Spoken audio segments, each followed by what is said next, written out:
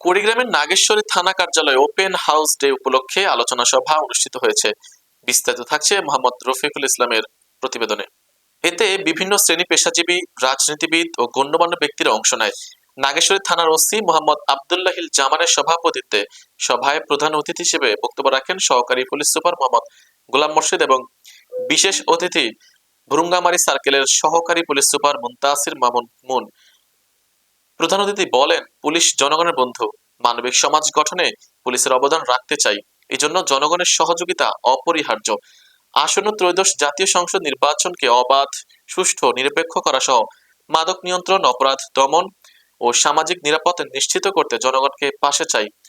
বক্তারা জাতীয় সংসদ নির্বাচনকে অবাধ, সুষ্ঠু, নিরপেক্ষ করা সহ মাদক নিয়ন্ত্রণ, নিয়মিত মোবাইল কোর্ট পরিচালনা, ইভটিজিং বন্ধ, রাতের বেলায় মোটরসাইকেল চালিত ভবঘুরাদের আইনের আওতায় আনা, নাগেশ্বরী বাস স্ট্যান্ডে ট্রাফিক পুলিশ জোরদারের মাধ্যমে যানজট নিরসন, চাঁদাবাজি বন্ধ এবং মোবাইলে জুয়া খেলা প্রতিরোধে কার্যকর ব্যবস্থা গ্রহণের দাবি জানান।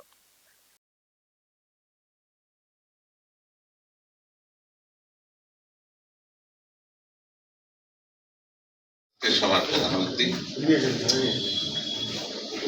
নাগেশ্বরী উপজেলার সর্বস্তরের আইন শৃঙ্খলা বাহিনীর সদস্য সহ স্থানীয়